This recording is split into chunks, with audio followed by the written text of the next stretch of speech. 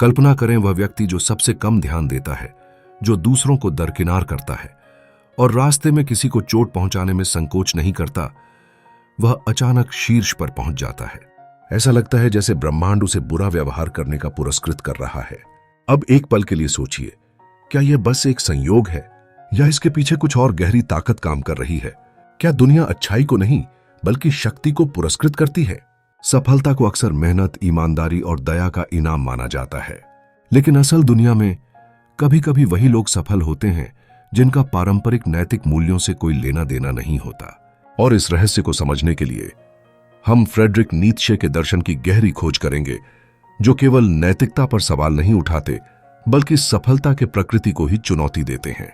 यह आपके लिए क्यों महत्वपूर्ण है? आप सोच रहे होंगे, यह मेरे लिए क्यों महत्वपूर्ण है? खैर, यह सबसे महत्वपूर्ण सवाल हो सकता है जिसे आप पूछ सकते हैं। असल में सफलता का क्या मतलब है और इसे तय कौन करता है?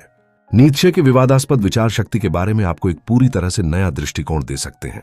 तो उनके सिद्धांतों को जल्दी से नकारने से पहले मेरे साथ रहें, क्योंकि यह समझना आपके जीवन, काम, रिश्तों और अपनी खुद की सफलता को पूरी तरह से बदल सकता है।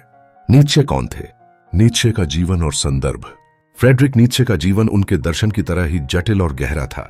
1844 में जन्मे नीत्शे अपने समय के एक उत्पाद थे।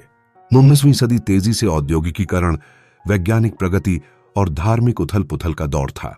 दुनिया तेजी से बदल रही थी और नीत्शे ने केवल यह नहीं देखा, उन्होंने यह समझने की कोशिश की कि ये सभी बदलाव मानव स्वभाव, नैतिकता और शक्ति के सिद्धांतों को कैसे प्रभावित कर रहे थे।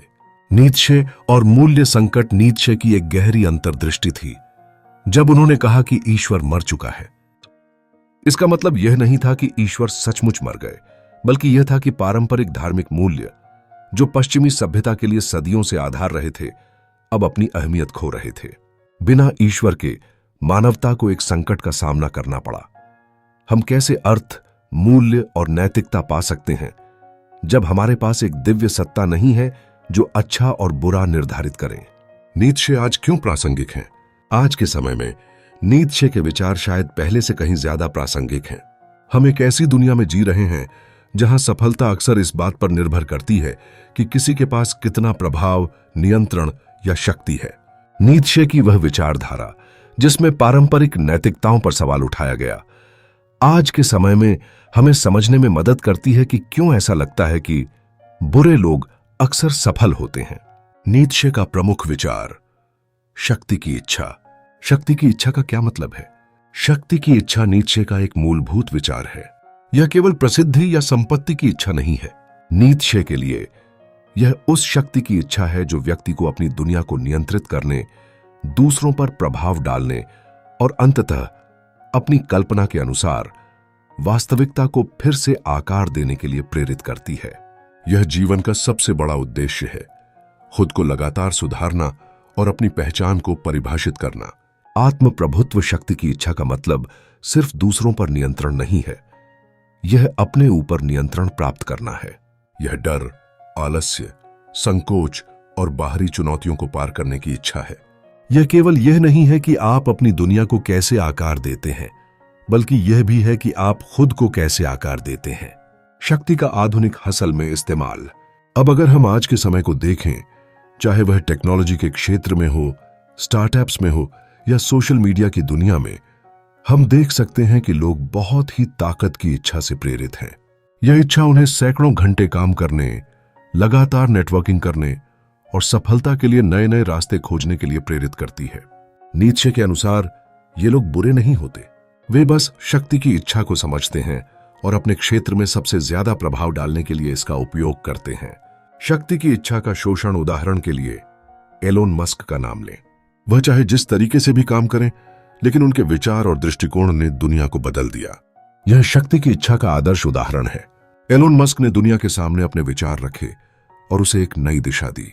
यही नीत्शे का सिद्धांत था, दुनिया को बदलने के लिए अपनी शक्ति का इस्तेमाल करना। मास्टर गुलाम नैतिकता। मास्टर नैतिकता और गुलाम नैतिकता। नीत्शे के अनुसार दो प्रकार की नैतिकताएं होती हैं, मास्टर नैतिकता और गुलाम नैतिकता। मास्टर नैतिकता की प्रधानता शक्ति, स्वतंत्रता और सृजनात्मकता को है। जो लोग मास्टर नैतिकता का पालन करते हैं वे अपनी दुनिया को अपनी शर्तों पर आकार देते हैं। वे अपनी खुद की मूल्यों की रचना करते हैं और सामाजिक नियमों को तोड़ने के लिए तैयार रहते हैं। मास्टर नैतिकता की विशेषताएं। मास्टर नैतिकता में व्यक्ति अपनी स्वतंत्रता की दिशा में आगे बढ़ता है, जोखिम उठाता है और अपने जुनून का पालन करता है। इसका आदर्श उदाहरण स्टीव जॉब्स या एलोन मस्क जैसे लोग हैं जिन्होंने अपने विचारों से दुनिया को बदल दिया। गुलाम नैतिकता। वहीं गुलाम नैतिकता में अधिक नम्रता, समर्पण और सीमितता होती है। यह कमजोर लोगों की नैतिकता है जो स्वयं को किसी बाहरी शक्ति के प्रति समर्पित मानते हैं। गुलाम नैतिकता का पालन करने वाले लोग समाज की मान्यताओं के अनुसार चलते हैं और अक्सर अपनी इच्छाओं को दबाकर रहते हैं। समाज में नैतिकता का संघर्ष। आज के समाज में भी इन दोनों नैतिकताओं का संघर्ष स्पष्ट रूप से देखा जा सकता है। उदाहरण के लिए, व्यवसायी दुनिया में मास्टर नैतिकता को मानने वाले लोग अपने जोखिम को उठाकर नए रास्ते बनाते हैं, जबकि गुलाम नैतिकता को मानने वाले लोग अपनी सीमाओं में रहते हुए दूसरों के आदेशों का पालन करते हैं। क्या आप मानते हैं कि आज का समाज मास्टर नैतिकता को महत्व देता है या गुलाम नैतिकता ही प्रमुख है? वह बुरे लोग जो सफल होते हैं। शक्ति का सच। अब सवाल यह उठता है कि क्यों वह लोग जो बुरे माने जाते हैं वे अक्सर सफल होते हैं? नीत्शे के अनुसार इन लोगों की सफलता केवल संयोग नहीं है, बल्कि यह इसलिए है क्योंकि वे शक्ति को समझते हैं। वे जानते हैं कि सफलता अक्सर इस बात पर निर्भर करती है कि आप सिस्टम को कैसे खेलते हैं, उसे कैसे नियंत्रित करते हैं और दुनिया में अपनी शक्ति को कैसे फैलाते हैं। राजनीतिक और व्यावसायिक नेताओं के उदाहरण, यहां तक कि उन नेताओं और व्यापारिक अधिकारियों के उदाहरण लें जिन्होंने भ्रष्टाचार और अनैतिक तरीकों से सफलता हासिल की। नीत्शे के अनुसार ये लोग केवल अपने आसपास के कमजोर बिंदुओं का फायदा उठाने में माहिर होते हैं। वे अपनी शक्ति को एक रणनीतिक तरीके से लागू करते हैं और बुरे तरीके से सफलता प्राप्त करते हैं। यूबरमेंश, उत्कृष्ट व्यक्ति। यूबरमेंश का क्या मतलब है? यूबरमेंश नीत्शे का आदर्श था। यह एक ऐसा व्यक्ति है जो पारंपरिक नैतिकताओं से बाहर निकलकर अपनी नई और स्वनिर्मित मूल्यों की रचना करता है। यूबरमेंश वह व्यक्ति है जो दुनिया को अपनी शर्तों पर आकार देता है और न केवल एक सतही सफलता हासिल करता है, बल्कि जीवन के हर पहलू में अपने विकास की दिशा में काम करता है।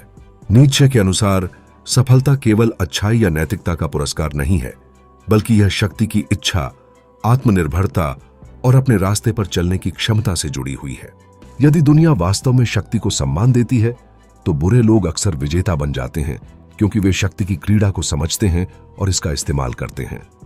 अगर आपको यह वीडियो और नीत्शे के दर्शन का विश्लेषण अच्छा लगा हो तो लाइक और शेयर जरूर करें।